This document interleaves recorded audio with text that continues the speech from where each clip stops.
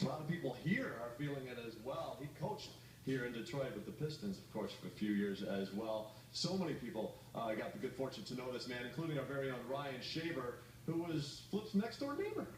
Honestly, I can say I was truly lucky growing up to be his neighbor, to get to know him and his family. I mean, I remember 7 and 8 years old, almost every day, going after school, playing basketball with Ryan, who's now an assistant coach with the Wolves. And that's when I got a chance to see Flip away from the court as a dad. And I'll tell you this, he was a great dad, great heart. And it wasn't just great to Ryan, but 3 daughters as well. I remember he built a life-size dollhouse in his backyard for the twins, Kimmy and Rachel. But I think for me, what's always going to stick with me is when my dad was going through his battle with cancer, just how great Flip was to me. You know, bringing dinners to our doorstep.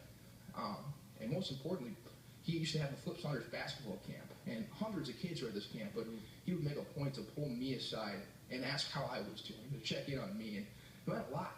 You know, growing up, he's the Timberwolves coach. I looked up to him, but he cared about me as a kid. And it didn't just stop when I was a kid. You know, I go to Iowa for my first job, and literally nobody believed me that I knew Flip Saunders. You know, it was like my first big interview, and it's the night KG comes back for the first time, Brooklyn. We're not sure if he's ever going to come. We're not sure if we're going to see KG again. Flip makes time for me 45 minutes before the game, gives me a 10-minute interview, and I think, man, it's time for me to get out of here.